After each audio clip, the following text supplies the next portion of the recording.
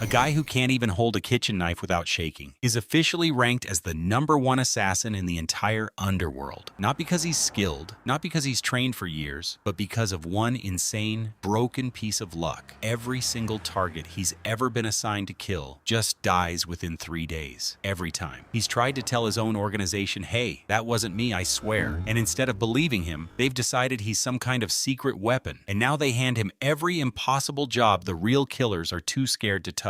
And to understand how a coward ended up here, we have to go back to the moment he woke up in a completely different world. In this new life, our guy is basically at rock bottom, a broke, sickly scholar type, both parents dead, no money, no backup plan. So when he's got nowhere left to turn, he does the one thing that sounds like a terrible idea. He joins an assassin guild called the Nether Pavilion as a fresh recruit, and right as he's still getting used to his new memories, the heavy dungeon door creaks open, and in walks a woman in black, built like she could snap a man in half. Codename Cold Moon, one of the instructors. Her first words, final selection starts now. Behind her, some guild lackeys haul in a long table lined with scrolls. Bronze assassination orders, each one with a target's name written on it. Grab a scroll, go kill the name on it. Simple, right? Except every single target is a top-tier martial expert with a wall of bodyguards around them. The room goes dead silent. This bunch of rookies barely has a real fighter among them. Even the toughest-looking guy here, Scarface, is only a third-rate fighter at best, and they're being told to go murder first-rate monsters? That's not a mission. That's a funeral invitation. Cold Moon just stares everyone down, daring someone to step up, and nobody moves a muscle. Scarface is sweating bullets, even though he's trying to look tough. And our guy? He's shaking so hard he can barely stand, desperately trying to melt into the wall behind him. But of course, the more scared he gets, the less his body listens to him. His legs give out completely, and he goes stumbling forward, face-planting right in front of that long table. And because the universe apparently hates him, his flailing hand lands directly on one of the open scrolls. Silence. Every eye in the room locks onto him. Scarface just stares for a second before a nasty grin spreads across his face. Oh, this idiot just signed his own death warrant. And it's not even Scarface's problem anymore. Because guess whose name is on that scroll? The Iron Arm Hero King himself. This isn't just some tough guy. This is a legendary first-rate fighter. Body like tempered steel, practically immune to blades. And this scholar who can't even grip a weapon just volunteered to take him down? People start whispering, laughing, shaking their heads, and our guy's brain completely shuts off. He wants to scream that it was an accident, that his knees just buckled. But the second he looks up and meets Cold Moon's ice-cold stare, every word dies in his throat. Here's where it gets interesting. Cold Moon isn't laughing. Something flickers behind those cold eyes, something almost like respect. In her head, she's replaying what just happened. While every other recruit froze up in fear, this one stepped forward first without hesitating, straight into a suicide mission. That takes guts most people don't have. Out loud, her voice stays flat, but there's the faintest crack of approval in it. Good courage, she says. And internally, our guy is dying inside. Lady, that wasn't courage. My knees just gave out. But she's already unclipping a plain, slightly dull, short blade from her waist and tossing it to him. 3 days, she tells him. If the target isn't dead in 3 days, he is. And that's when things get weird. A robotic voice suddenly fires off in his head. Some kind of system notification. Host detected in a life or death situation. Conditions met. Absolute luck system activated. New quest issued. Complete the bronze order. Eliminate the Iron Arm Hero King. 72 hours on the clock. Reward is a starter pack. And failure means total erasure. Before he can even process what just happened to his own brain, 2 black-robed guild members grab him under the arms and haul him straight out of that dungeon. The cold air outside hits him like a slap, and it's the first thing that actually snaps him back to reality. He's standing there clutching that dull little knife, staring at the scroll with Iron Arm Hero King written across it, and he genuinely wants to cry. A luck system? 72 hours? Kill this guy? Or die trying? He's a scholar who struggles to hold a sickle. How is he supposed to take down a man who shrugs off blades like they're mosquito bites? So he does the only thing he can think of? He tracks the guy down. Qinghe City, a place called Yuelai Restaurant. The biggest, loudest, most packed place in town, full of every type of person you can imagine. Our guy picks the most forgettable corner seat in the whole building and sits there staring at a cup of tea he hasn't finished in over an hour. It's not that he doesn't want to drink it. It's that his hands are shaking so badly every time he lifts the cup, half the tea sloshes right out. He's been camped out in this exact spot for 2 full days now, ever since he took this cursed job, because his intel intel says the target, real name Xiong Da, the local tyrant known as the Iron Arm Hero King, shows up here every single day for lunch. And the more he watches, the more hopeless he feels. This guy is built like a walking fortress, arms thicker than most people's legs. Just yesterday, our guy watched some poor fool accidentally bump into Xiong Da and get slapped clean through a wall, dead on impact. How is he supposed to kill something like that? Forget the dull little knife. You could hand him the sharpest sword ever forged, and he probably still couldn't break the skin. The countdown in his head is ticking down to less than 10 hours left. Move now or die. At this point, he's basically given up on a clean plan. Screw it. If he's going to die anyway, he might as well charge in and stab the guy. Call it a draw. He tries to steal his nerves, reaching for his teacup one more time to calm down, and of course his hand shakes so badly the entire cup spills straight onto the floor, soaking his own pants. Honestly, at this rate he could probably choke on plain water. He mutters a curse under his breath and resigns himself to waiting for a waiter to clean up the mess. That's exactly when the doors burst open and the whole restaurant erupts. The Hero King's here, everybody clear out. And in walks the human tower himself, Xiong Da, grinning ear to ear, clearly in a great mood, flanked by his usual crew of flunkies, already barking orders for the best wine in the house. Our guy's heart jumps straight into his throat. He's here, he's actually here. What now? Charge in right now? No way. There's way too many people around him. He'd be dead before he got within 10 feet. At this point, he genuinely wants to crawl under the table and disappear. Meanwhile, up on the second floor, tucked in a private room, Cold Moon has been watching this entire thing through a gap in the window, sent here on the guild leader's orders to keep an eye on this strange new recruit. She spent 2 days observing him do absolutely nothing but sweat and spill tea, and she's starting to wonder if she got this completely wrong. Maybe he really is just a reckless idiot who got lucky once. But then her eyes catch something, that puddle of spilled tea on the floor, and her pulse actually skips. That exact spot happens to be right on the path Xiong Da always takes toward the staircase, the same route he walks every single time he visits. What is he planning with nothing but a cup of tea? Has he actually been quietly mapping out this man's every habit for 2 straight days while pretending to just sit there shaking? Cold Moon doesn't even blink now, completely locked in on what's about to happen below. Down on the floor, Xiong Da is shoving customers out of his way, grumbling, marching straight toward that staircase, riding high off some money he just extorted from a rival, not paying attention to the ground for even a second. His foot hits the wet patch, and that's it. His entire 200+ pound frame goes flying forward, and he slams headfirst into a nearby table holding a bubbling hot pot full of scalding red oil. The pot flips, and burning oil douses him completely, sending him into an ear-splitting scream as the heat sears straight into his eyes. But that's just the start. Right next to where he crashes is a very drunk customer clutching a jar of strong liquor, and the impact sends that jar flying out of his hands, shattering midair and drenching Xiong Da in alcohol on top of the boiling oil. As he thrashes around on the ground, he slams into a nearby incense burner, and burning embers spill straight onto his oil and liquor-soaked body. In an instant, he's a human fireball, screaming, stumbling blindly through the restaurant like a man possessed. He crashes toward the open window, clearly trying to dive out and reach the moat below to put himself out. The whole place is in absolute chaos, and down below, completely unaware, a street vendor is walking by selling candied hawthorn skewers, the sharp wooden sticks jutting straight up out of the display. Xiong Da comes crashing down from the second floor, and his neck lands perfectly on the thickest, sharpest stick in the whole bundle. One quiet crunch, and then nothing. The Iron Arm Hero King, invincible warrior of Qinghe City, is dead, impaled on a candied fruit stick, still on fire, not moving an inch. The entire restaurant goes silent, everyone frozen, staring at the impossible scene that just played out in front of them. Up in her hiding spot, Cold Moon is gripping her sword hilt so hard her knuckles have gone white, her whole body practically vibrating with disbelief, because now she gets it. The tea was never just an accident. He calculated the fall, the hot pot, the alcohol, the incense, even the exact timing of a random street vendor walking underneath that window. This wasn't an assassination. This was something else entirely, using the natural order of the world itself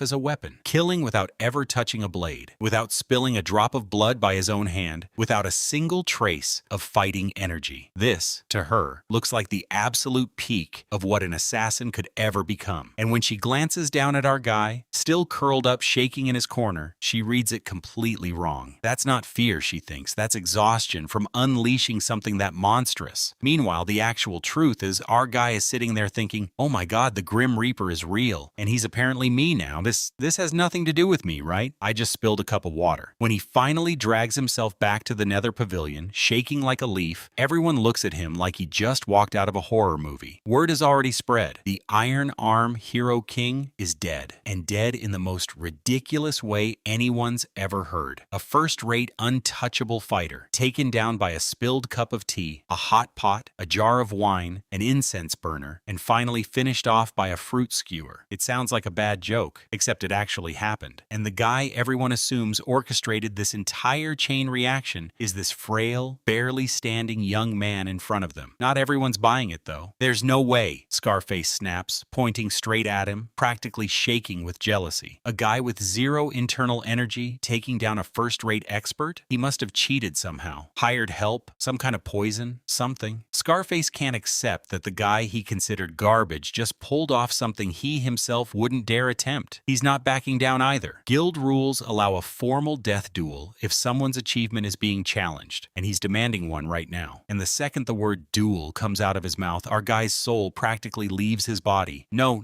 absolutely not. He starts frantically waving his hands, backing away, trying to put distance between himself and this furious lunatic. Naturally, his foot slips again and he stumbles backward, right into a small pebble on the ground, which goes flying off at some freakishly precise angle. That pebble sails through the air and smacks directly into something tucked under the roof eaves. A gray, lumpy wasp nest bigger than a human head. Scarface, still mid-rant, still pointing and yelling, has absolutely no idea what's happening above him. The moment that nest cracks, hundreds of furious, jet-black wasps come pouring out in a solid cloud, and every single one of them beelines straight for him. He feels something itchy on his face and instinctively swats at it, which is exactly the wrong move, because now the whole swarm is enraged. His screams tear through the courtyard as he's completely swallowed by a buzzing black storm, flailing his arms wildly, only drawing more stings with every movement. His third-rate fighting skills mean absolutely nothing against an enemy this small and this many. In under 10 seconds, he collapses to the ground, face swollen beyond recognition, foaming at the mouth, stingers buried in every inch of exposed skin, and it's very clear he isn't getting back up anytime soon. The courtyard falls dead silent again. Everyone just stares at Scarface, twitching on the ground, then slowly turns to look at our guy, who technically just took one step backward and kicked a pebble. If killing the Iron Arm Hero King could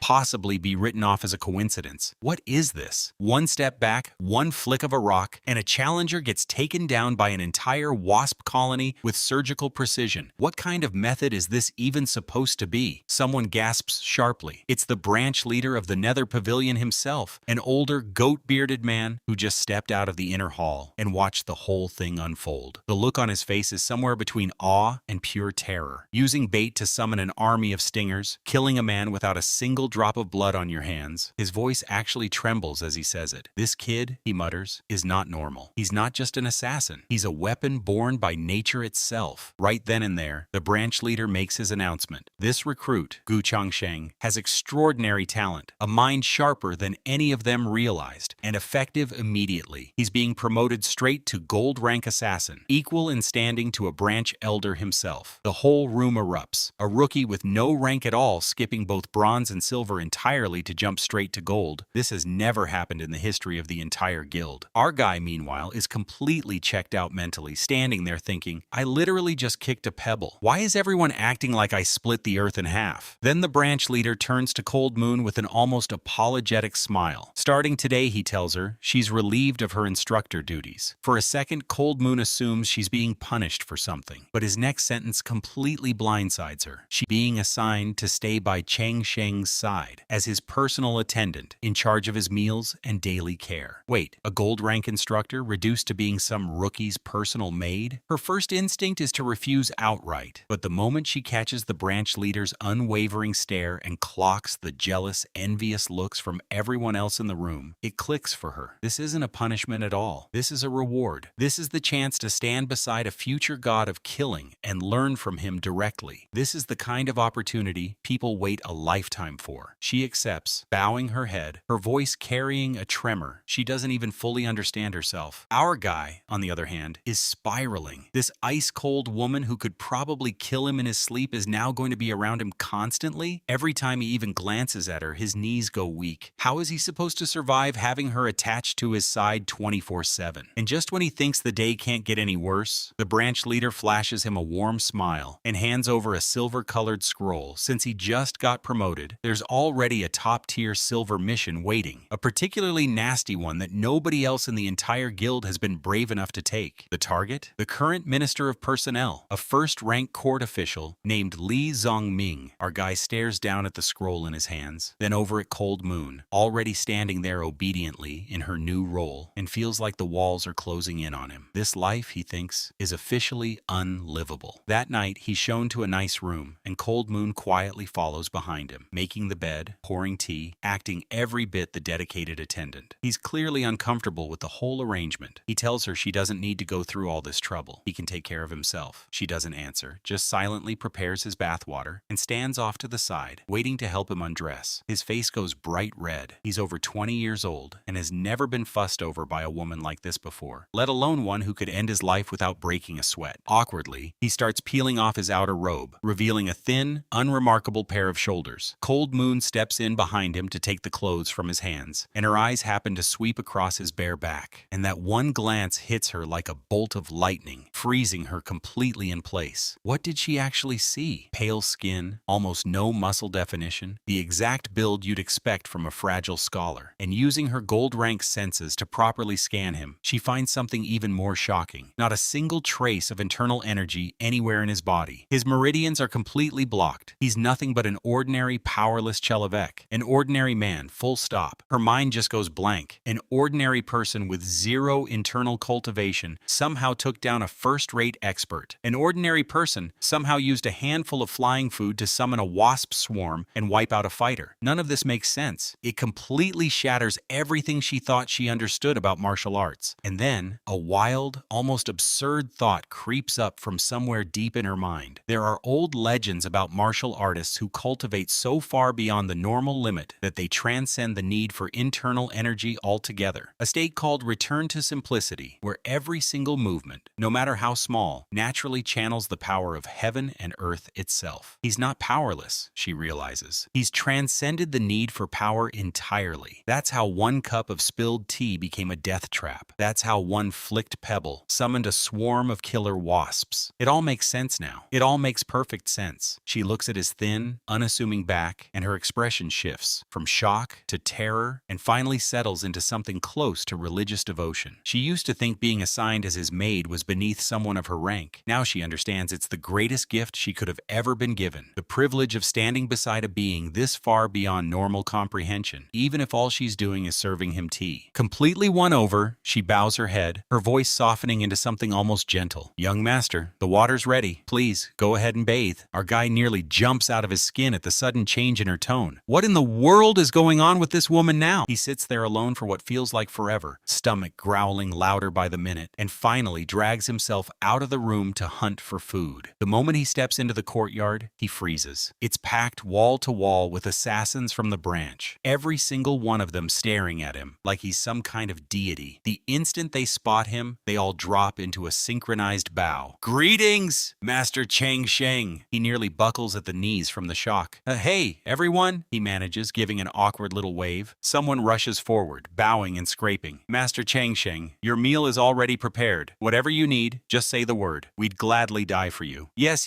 serving you is our honor." A crowd that looked at him like garbage just yesterday is now falling over themselves to please him. He can barely stomach the attention, wolfs down some food in a hurry, and flees back to his room like it's on fire. He's officially locked into this role now, some unfathomable, godlike assassin, and there's no walking it back. Alone again, he calls out silently in his head, "System, you there?" "Yes, host, I'm here. This mission, it only counts if I'm within 10 li of the target, right?" "Correct, host. You must enter the causality range, a radius of 10 li centered on the target before the deadline. So if I just don't go, does the mission auto-fail?" A little hope flickers in his chest. Mission failure results in host elimination, and just like that, the flame gets snuffed out. So he has no choice. choice. He has to go. He slumps back into his chair, all the will to live draining out of him. Absolute luck system, my foot. This thing should be called the absolute death sentence system. That'd be way more accurate. Right as he's wallowing, the window creaks, and Cold Moon slips back inside, carrying the faintest trace of blood that fades almost as quickly as it appeared. "Young master, I've scouted the grounds," she says, dropping to one knee to report. Li Zongming's mansion is exactly the fortress everyone said. She had to slip into the outer courtyard and take out 3 hidden sentries just to get any real information at all. He nearly chokes hearing that. "Hold on, you already killed people? Just for this?" She continues. "The minister is paranoid to an almost pathological degree. Checks every single item of food, clothing, and daily necessity through more than a dozen layers of inspection. Keeps 3 renowned physicians on standby at all times for the slightest cough. Never attends banquets, never leaves the estate, and only ever spends time in the mansion's back garden." She looks up at him expectantly, waiting for his verdict. In her mind, this intelligence is just raw material for whatever masterstroke he's already planning. Hearing all that just makes his stomach sink further. Great. Not only is this guy a total shut-in, he's also a full-blown hypochondriac who probably won't even step outside voluntarily. How is he supposed to engineer an accident for a man who refuses to leave his room? "I see," is all he can force out after a long pause. But those 2 little words make Cold Moon's eyes light up instantly. So calm, so confident, as if to say, everything is already under control. "When do we leave, young master?" she asks. He checks the countdown ticking away in the corner of his vision. Less than 40 hours left. No more stalling. "Tomorrow," he says, doing his best impression of someone deep in thought. "Understood." She nods firmly, eyes practically burning with anticipation, desperate to witness firsthand just what kind of impossible method he'll use to erase a man who's curled up inside his own shell like a turtle. The next morning, before the sun's even up, Cold Moon hauls him out of bed. "Time to go, young master." He's barely conscious, face full of pure despair. He really doesn't want to do this. The Minister of Personnel's estate is one of the most heavily fortified places in the entire capital, guarded almost as tightly as the palace itself. If a scrawny weakling like him wanders in there and gets mistaken for an actual assassin, he'll get chopped to pieces before anyone realizes the mistake. What a way to go. Cold Moon. Do we really have to go? He tries. One last desperate attempt. I mean, the guy never even leaves his mansion. What good does showing up even do? She looks at him like a mortal questioning the wisdom of a god. "Young master, are you testing me?" She takes a breath and launches into her own theory. Assassination, she explains, has 3 tiers. The lowest is brute force, a fool's approach. The middle tier is poison and sabotage. Better, but still lacking. And what he practices is the highest tier of all, killing through causality itself, the way of heaven. This method requires no direct action at all. Simply being in the right place at the right time is enough to trigger the kill. He blinks at her, completely lost. Wait, right place, right time? Isn't that just the 10 li range the system requires? How does she know about that? Does she have a system too? No, wait. He looks into her eyes, blazing with fanatic devotion, and it clicks. She's off building her own fantasy again. "So," she continues, "we don't need to sneak into the mansion at all. We simply need to wait near it for the right moment. Our job is to find the perfect vantage point. You've clearly already calculated, through methods I can't begin to comprehend, that today is the day heaven's timing aligns." He opens his mouth, closes it, opens it again, and says absolutely nothing. What's he supposed to say? That he only picked today because the countdown clock is about to hit 0 and he'll die otherwise? He clears his throat, clasps his hands behind his back, slips back into his wise sage posture. "Good, you understand." "Yes, Cold Moon will not fail you." She presses her fist to her palm, practically vibrating with excitement. And so, the 2 of them set off. The branch even arranged an unassuming little carriage for the trip. He sits inside feeling exactly like a prisoner being carted off to his own execution, stomach twisting the whole ride. Across from him, Cold Moon sits with perfect stillness, eyes closed, looking like she's meditating on some cosmic truth. In reality, she's replaying his last 2 kills over and over in her head. A cup of tea, a single pebble, ordinary objects that became instruments of death in his hands. This time, the target is Li Zongming, an old fox hiding deep in his shell. What mundane object will he weaponize this time? A brick on the roadside? A drifting cloud? A single grain of sand caught in the wind? The more she thinks about it, the more she trembles with awe. Meeting him, she's convinced, completely shattered and rebuilt her entire understanding of martial arts. The carriage rolls into the capital before long, and even he has to admit this place makes Qinghe City look like a backwater village. But he's got zero interest in sightseeing right now. Palm palms sweating, nerves fraying. The carriage finally stops 2 streets short of the minister's estate. "We can't get any closer than this, young master. Beyond this point is restricted." The Yulin guard patrols constantly. He peeks through the curtain and immediately spots the place. An imposing mansion with 2 rows of gleaming armored soldiers at the gate, archers pacing back and forth along the high walls. This kind of security wouldn't let a fly through, let alone a person. "So we just find somewhere around here to wait it out?" he whispers, secretly hoping for a tea house or an inn to hide in. Anywhere, really, as long as it's within the 10-li radius. But Cold Moon shakes her head. No. She hops down from the carriage, eyes sharp, scanning their surroundings. "Young master, follow me." Without waiting for a response, she leads him into a narrow alley. Completely lost, he has no choice but to trail behind her. "Here, young master." She points up toward the top of a nearby restaurant. "Up there? For what?" He's utterly baffled. "This is the highest point for miles around. The best vantage point available," she explains. "From up there, we'll have a clear view straight into the back garden of the minister's estate. Every afternoon, Li Zongming spends his time back there. From this height, we can observe his every move and pinpoint exactly where his death line lies." His scalp prickles just hearing that. "Hold on, you're actually planning to observe him? I thought the plan was just to hide somewhere nearby. But how do we even get up there?" He gestures at the smooth, sheer wall. "This place has to be over 10 meters tall, and I sure don't know any lightness footwork." Cold Moon just glances at him, says nothing, walks in front of him, crouches slightly, and pats her own toned, surprisingly firm shoulder. The message is obvious. She's carrying him up. His face goes bright red. A grown man asking a woman to carry him? No, absolutely not. This is way too embarrassing. "Young master, the timing won't wait." Her tone leaves zero room for argument. Left with no choice, he awkwardly climbs onto her back. Her body is surprisingly soft, carrying a faint, pleasant scent that catches him off guard for a second. But before he can even process the thought, he feels his whole body go weightless. With one gentle tap of her foot against the wall, Cold Moon carries him upward like he weighs nothing at all, silent as a falling leaf, landing them both smoothly on the 3rd-floor rooftop. He peeks over the edge and immediately regrets it. His legs go instantly weak. That's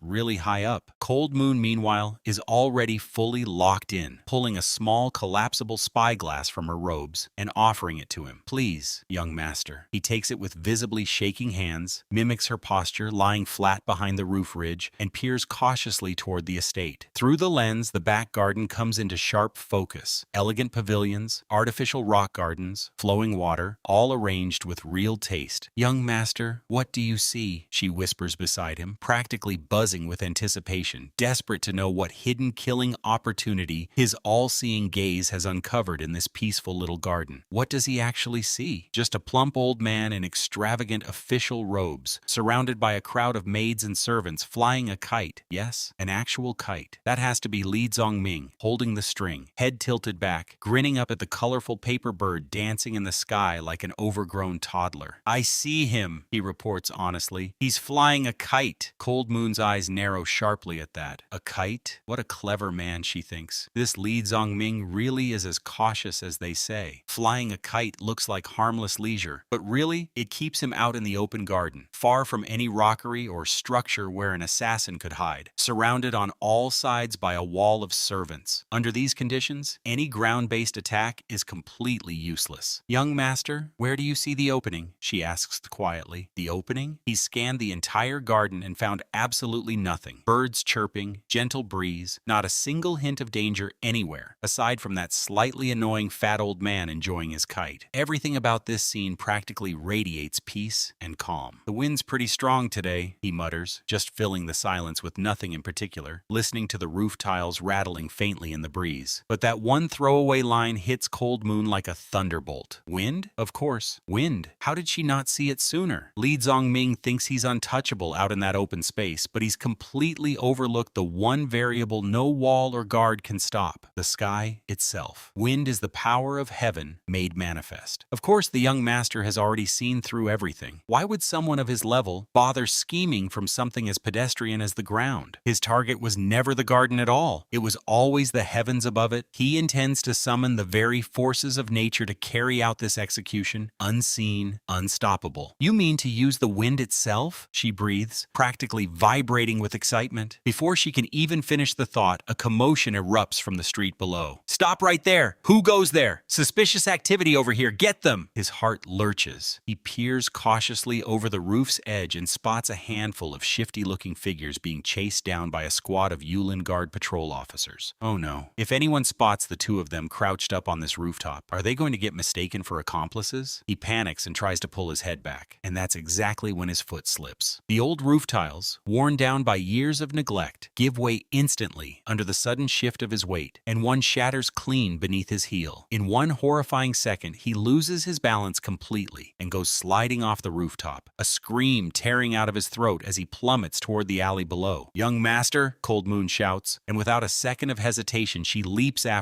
him, reaching desperately to catch him. But he's falling too fast, and all she manages to grab is the edge of his robe. The fabric rips apart in her grip with a sharp, tearing sound, leaving her holding nothing but a torn scrap of cloth while he drops like a stone, plunging straight down toward the narrow alley. This is it, he thinks, eyes squeezed shut, bracing for the impact that's about to turn him into a smear on the pavement. He never imagined he'd survive an assassination guild, dodge a system-mandated death sentence, only to die from tripping over a broken roof tile. What an absolutely humiliating way to go. Thud. The crushing pain he's expecting never comes. Instead, he lands on something soft, with a strange give to it. He cautiously cracks one eye open and realizes he's sprawled directly on top of a person dressed head to toe in black night gear, face masked, eyes rolled back, foaming at the mouth, very clearly on his way out. Wait, I'm alive? He scrambles upright off the poor guy beneath him, and that's when he notices the alley floor is littered with several more figures dressed identically, all knocked out cold, while a squad of Yulin Guard soldiers stand nearby staring at him in absolute shock.